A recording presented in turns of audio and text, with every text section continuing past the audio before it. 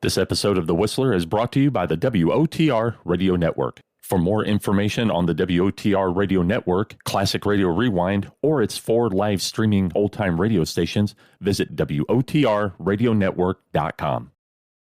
Let every go signal remind you that you do go farther with Signal gasoline. The Signal Oil Program.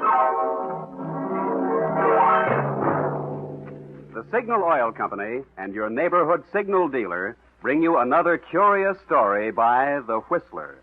Tonight, Lie or Consequences.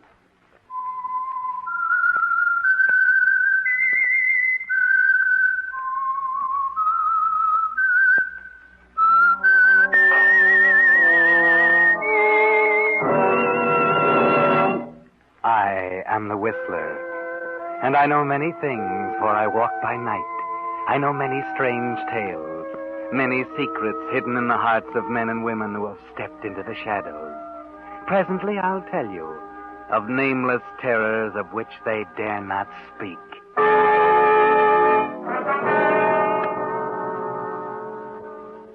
Before the Whistler tells you his story, I think you'd enjoy hearing about a Signal gasoline station in San Francisco, California, that's been run by the same owner, Frank Miley, for 20 years. When I tell you that many customers have been dealing with Frank Miley the full 20 years he's been serving San Francisco, you'll know he really has something to offer. And that something is longer car life. You see, Frank Miley, like all Signal gasoline dealers, has made his customers' cars his life's business. He knows cars thoroughly, and the little tricks that keep them running smooth and long. When customers leave their cars with Frank Miley's Signal station, they know every part, including the important unseen parts, is going to receive the thorough, conscientious service it needs. Because Frank Miley, like your neighborhood Signal gasoline dealer, is in his own business and will be there year after year to back up his work. Well, that in a nutshell is why cars serviced by independent Signal dealers with Signal quality products actually do go farther. And it's why now, when your car has to last out the duration, is a mighty good time for you to get acquainted with your neighborhood Signal gasoline dealer. And now, The Whistler.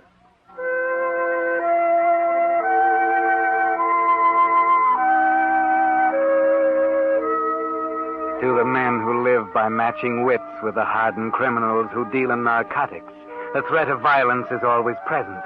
But sometimes that violence has unexpected consequences. Witness the experience of Mark Hoskins, veteran detective of the narcotics detail. It was late one fall evening that Mark, with his fellow officer Red Andrews, was making his way down a blackened alley toward the hideout of 2 criminals prominent in the dope trade. The door right up the top. Open up. But if we should need it, I spotted it this afternoon when I cased the setup. Anybody see you? No, nobody but the druggist. I just bought a package of cigarettes. Okay. Well, come on. Let's go get your promotion. What do you mean by that? We've been on this assignment a long time. If we crack it, you know the old man will give you a promotion. Why just me? Are you kidding? You're the fair-haired boy. I'm a dog around this department. The chief's had a knife in my back a long time. He likes an excuse to twist it. You'll get the promotion. You sound jealous, Mark. Maybe I am. Come on, let's go. Better stay in close to the wall. Right. Red, look out. Somebody under the stairs. You bet there's somebody under the stairs. Hey, behind you, Mark. Huh? There's another with a blackjack. Oh, I see you. Mark, let's go, Joe. I knew I'd catch up with you, Finley. No, you haven't, Papa. Oh, nuts. They got away, Mark. Mark! Hey, Mark. Mark, you all right? Hey, Mark. Oh, they really let you have one that time, didn't they? Hey, what's going on up there? I heard shooting. Come here. It's all right. We're police. Well, what's wrong? Look, did you see a couple of guys duck out of the alley? Yes, just after the shooting. They jumped into a car and drove off. Yeah, that's what I was afraid of. Hey, what's wrong with this guy? They blackjacked him. Look. Yeah? Go into that drugstore on the corner. You can go through the back door. Call an ambulance while I take care of him. Police ambulance? Yeah. Well, who shall I tell him wants it? Red Andrews. Okay.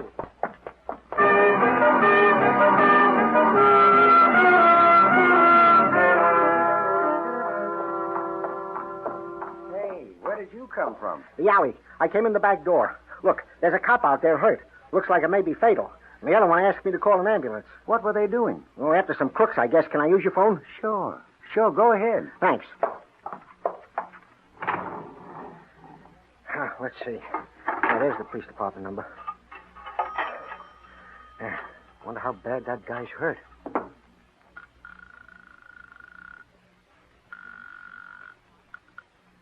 Hello. Police department. Say, there's been an accident. Location, please. Behind Small's drugstore, 18th and Hunter. 2 of your men tangled with some crooks. Yeah? Well, one of your men is out cold, and the other asked me to call an ambulance. My name is Peters. What about the crooks? Oh, they got away, both of them. Our man badly hurt? Yes. The other one said his name was Red Andrews, asked me to hurry in here and phone. He was working over the one that was out. Okay, we'll get a car right over. Thanks. Goodbye. Say, did I hear another shot while I was in there? Sounded like it. Oh, I better go see, I guess. I'd go with you, only I'm alone here. Can't leave my store unattended, you know.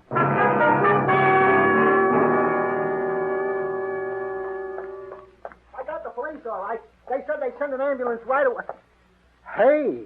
Who are you? You're the one that was knocked out. Those crooks. I gotta get... And the him. crooks. Look, he's hurt now. I gotta get those crooks. Yeah. Now, look, just take it easy. An ambulance is coming. I gotta take a look at this.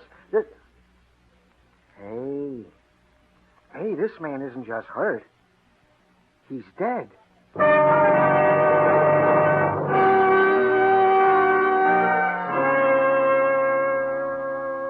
Sorry to have to bring you down to the station, Peters, but you understand. You're the nearest thing we have to a witness. I understand. I think I've told you everything I know. Well, there's just one thing I don't get.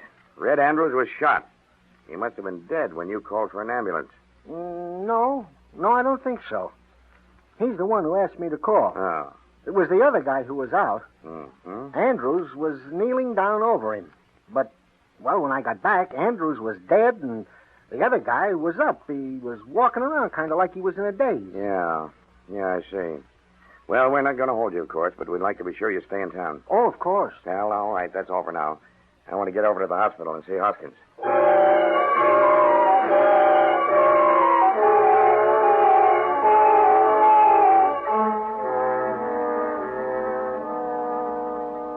Hoskins, you managed to butcher another one, didn't you? Take the knife out of my back, Chief. We got a tough break, that's all. Yeah. Red Andrews got such a tough break that it killed him. Couldn't you guys have been on your toes? They must have been tipped off. They were laying for us under the stairs. Yeah? Well, regardless of how it happened, I'm holding you responsible for catching the guys that did it. I don't like to have my men bumped off, especially men like Andrews. Do you think I'd have let it happen if I could have helped it? I don't know. Well, that's not the point, anyway. The point is after you were knocked out, somebody killed Red Andrews. Well, Beretti and Finley must have come back. Probably, but it's up to you to prove it and bring them in.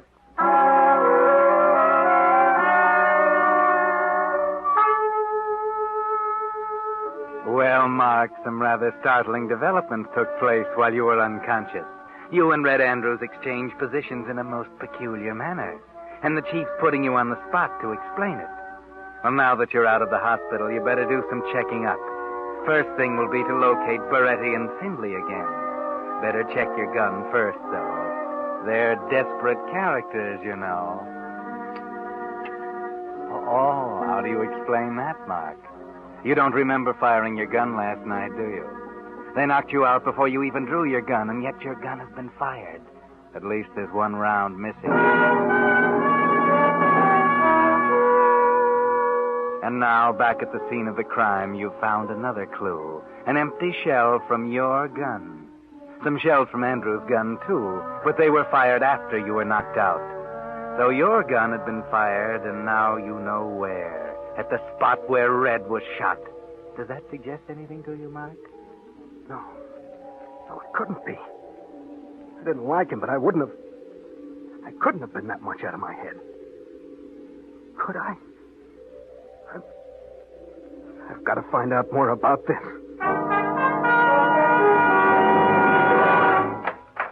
Good morning. Good morning. Can I get something for you? Were you the druggist on duty here last night? Yes, it's hard to get help these days. I have to work night and day. Yeah, I understand a guy called an ambulance from here last night. Yes, that's right. Did he say anything to you? Just that there were a couple of officers in the alley and that one of them had been hurt. I see. How long was he in here? Oh, about 4 minutes, I guess. Did you see anyone else while he was phoning? No. No, I didn't. But see here. Who are you? I'm the guy that was knocked out. Oh. Well, you seem to have recovered. Yeah, outside of a lump on the back of my head. Well, the fella didn't tell me anything other than the report he made to the police. Okay. Thanks.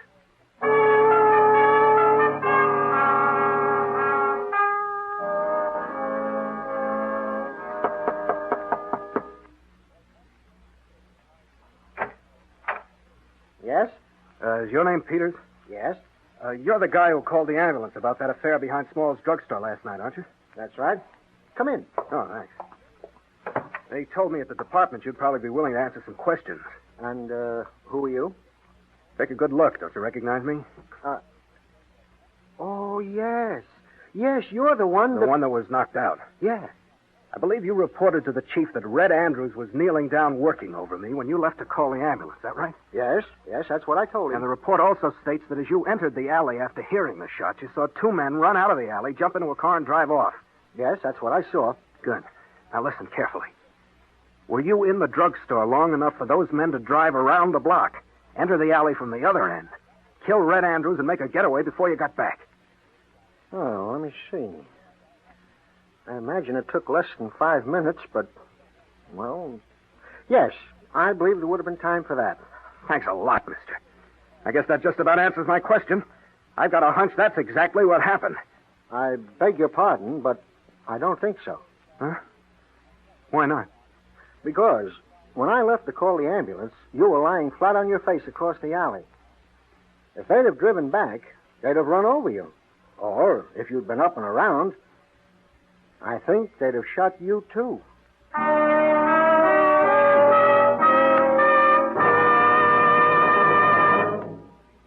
You are listening to The Whistler, brought to you by your friend, the Signal Oil Company, marketers of famous Signal gasoline, your best buy today. Remember to let every go signal remind you, you do go farther with Signal gasoline.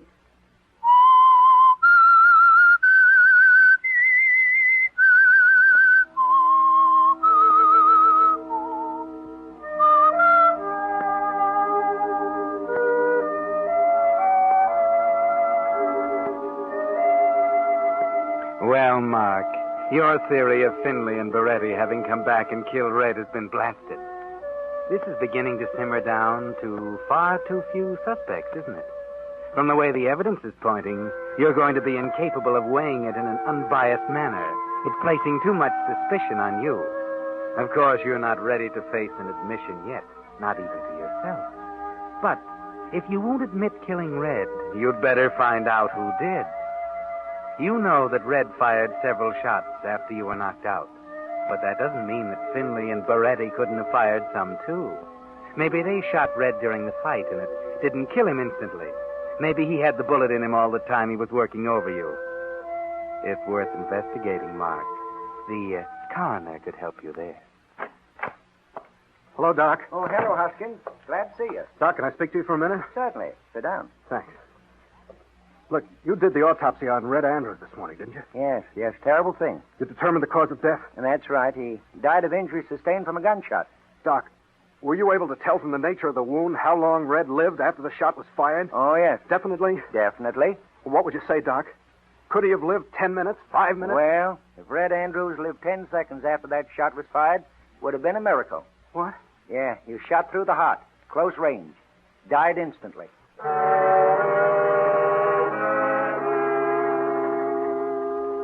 Well, there goes another theory. Red couldn't have been shot by the crooks at the start of the fight. And they couldn't have driven back in the alley without running over you. But who else could have done it? Who else had the opportunity? Silly, isn't it, to suspect yourself? But the fact remains that Red Andrews was the fair-haired boy of the department. Everybody knows that. And the chief knows that you were jealous of his position because Red stood between you and promotion. Do you suppose it could have been possible that your subconscious resentment of Red could have been translated into irresponsible action while you were knocked out? Possibility or not, you better crack this thing before the chief gets such an idea, or before he puts someone else on the case to start prying around. Oh, hello, Hoskins. Hi. Say, did the lab stuff on Andrews come through you? Yes, I did the analysis. You handled the ballistics report, huh? Yes, a bullet was fired at close range from a .38 service pistol. Oh, was, huh? Yes, probably by a gun that had been stolen from some officer. Probably. Did you retrieve the bullet? Yes. Mind if I have a look at it? Oh, sure. I have it right here. Here you are. Would it be all right if I borrowed it? Huh? The chief's assigned me to the case. I want to make a comparison, okay? Oh. Well, I guess it's all right. If you'll be personally responsible for it. Yeah, sure. Yeah. But you'll be sure to take good care of it, all right.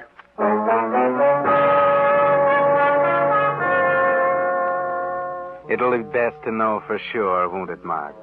Jumping to conclusion isn't good detection. You'll be perfectly safe down there in your basement. With that pillow muffling the gun, no one will hear the shot.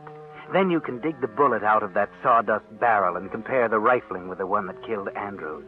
Then you'll know, won't you, Mark?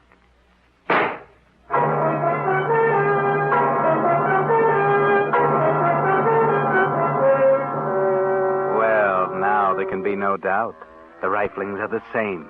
The bullet that killed Red Andrews was fired from your gun, Mark. Looks as though you'd solved the murder beyond a reasonable doubt. All the circumstances have pointed toward you all along. And now you've found the clinching clue. Maybe it would be best if you try to cover up what you know. Or is it too late?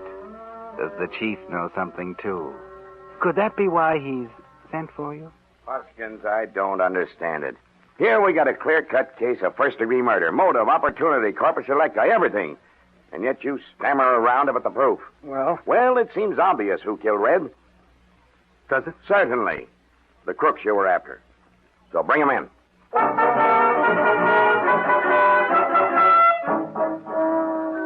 This is becoming a pretty mess, isn't it, Mark? You don't dare bring in Beretti and Finley. As long as they're suspected, suspicion will be removed from you. But if you bring them in, they'll prove that they didn't do it. And then there'll be only one suspect left. You, Mark, you.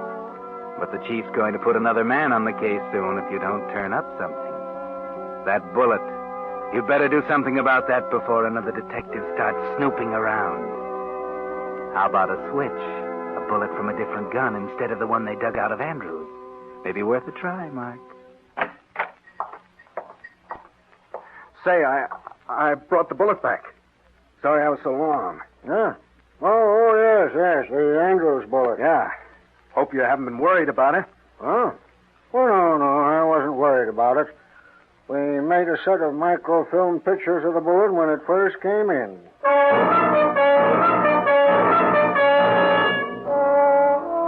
Pictures of the right bullet. And now you've substituted another. That'll look mighty bad for you, Mark. You're getting in deeper and deeper, aren't you, Mark?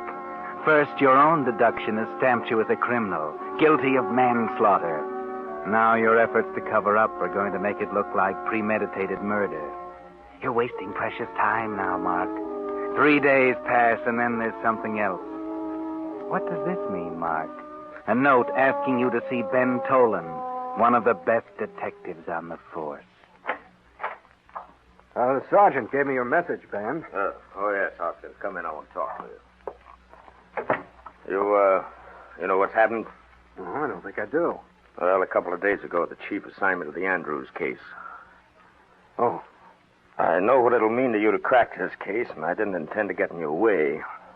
But it's a funny thing, Mark. I just did some routine checking in order to look busy, but I ran into a mighty strange thing. Oh? Yeah. I went to the lab, and they told me that you'd borrowed the bullet. Yes, I wanted to check it. Yeah, I know. And the trouble is, you got mixed up. The bullet you returned isn't the right one, Mark. What do you mean? They made a microfilm of the right one, and the one you brought back doesn't fit. Doesn't it? No.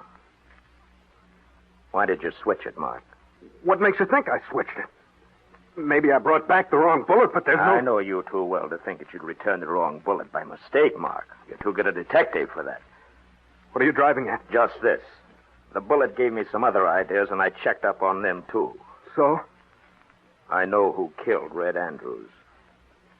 You know? I think you know, too. Only I decided that I'd let you crack the case if you could. Well, Mark, you still have a chance to do it.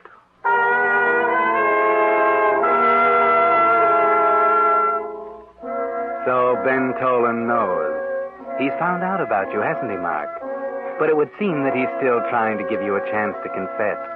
He thinks it might be easier on you that way, doesn't he, Mark? But he's wrong. It won't be simply a matter of a few years for manslaughter. They'll hang you, Mark. And that's what you're thinking while pacing back and forth in your room. Looks like you're trapped. The only way out doesn't make sense. Or does it? If Tolan is found dead, he can't tell. Yes. Then again, only you would know. That's a well-isolated house where Tolan lives, isn't it? Well, there he sits, Mark, completely unaware of the danger. Why don't you pull the trigger, Mark? You think it might be better to let Tolan know why he's going to die. You could take him by surprise. He hasn't a gun in sight. Tolan? What? Oh, you, Hoskins. Yeah. Surprised? Mark, what are you doing here? I've been trying to get a hold of you. What's the idea of the gun? I came to settle something with you, Tolan. What's the matter with you? You're acting screwy. You've been acting funny for days. Funny, have I? Well, maybe it's funny to you. You're not in my spot. You wouldn't be in such a spot if you'd keep your head. Although I suppose the blow you received... Sure. But I'm not taking a chance on trying to prove that.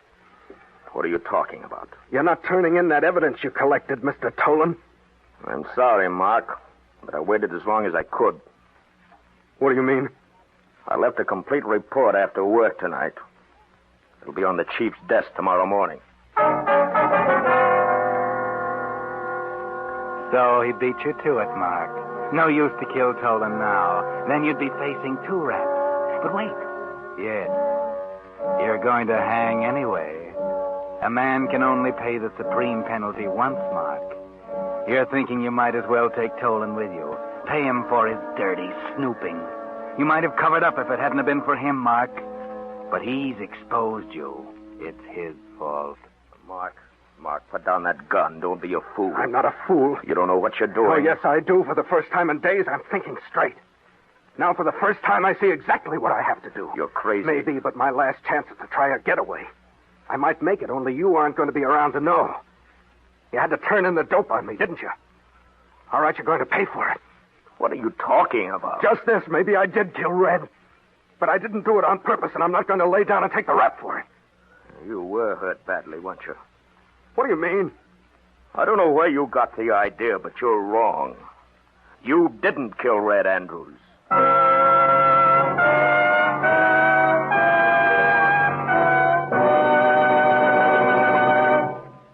The Whistler will return in just a moment with a strange ending of tonight's tale. Meantime, here are 2 tips for making your gas ration coupons go farther. 1, accelerate gradually. Never force your motor by stepping down hard on the gas pedal. You're sure to save precious gasoline in this way. And here's the second tip. Use the gasoline that's scientifically engineered to give you maximum miles per gallon. Signal's famous Go Farther gasoline. For years, more and more Western drivers who keep careful record of mileage have been switching to Signal gasoline. Even today, although certain gasoline ingredients have gone to war, and no gasoline can give you the brilliant performance of pre-war Signal gasoline, the Signal Oil Company is still producing the finest gasoline that can be made today. And Signal still places the emphasis on miles. So the next time you trade one of your ration coupons for gasoline, remember, your best buy today is Signal Go Farther gasoline. And the place to get it is your neighborhood Signal gasoline dealer. And now, back to the Whistlers.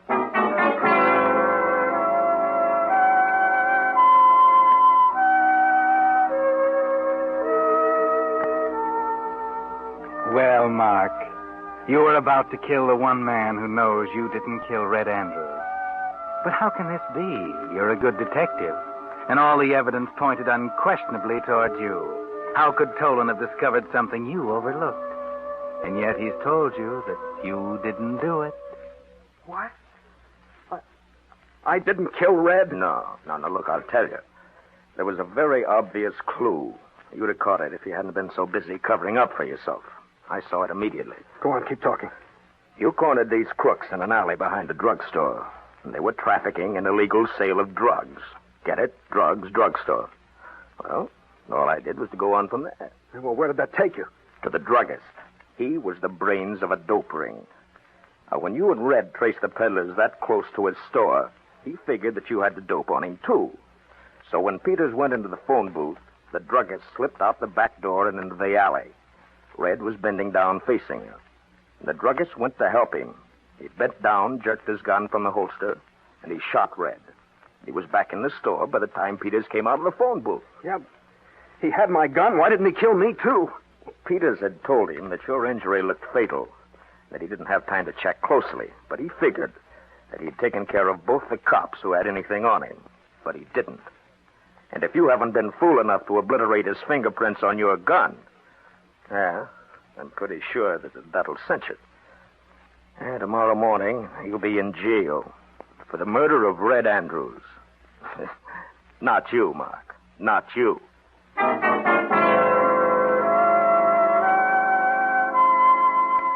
Well, Mark, you almost convicted yourself of murder, didn't you? From now on, you'd better be careful whom you decide to kill. You almost shot Tolan.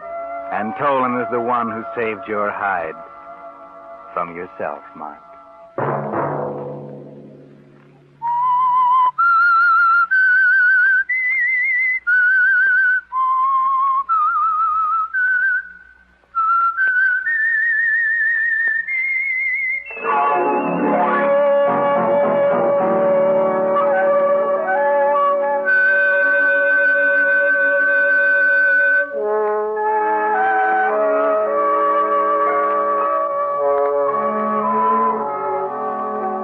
At 9 o'clock, the Signal Oil program will bring you another strange tale by the Whistler. The Signal Oil program is broadcast for your entertainment by the Signal Oil Company, marketers of Signal's famous Go Farther gasoline and motor oil, and by your neighborhood Signal Oil dealer, who is at your service daily to keep your car running for the duration. The Signal Oil program, produced by George W. Allen, with story by Dwight Hauser, music by Wilbur Hatch, is transmitted to our troops overseas by the Armed Forces Radio Service. Bob Anderson speaking for your friend, the Signal Oil Company, and suggesting once again that you let every go signal remind you that you do go farther with Signal gasoline. This is CBS, the Columbia Broadcasting System.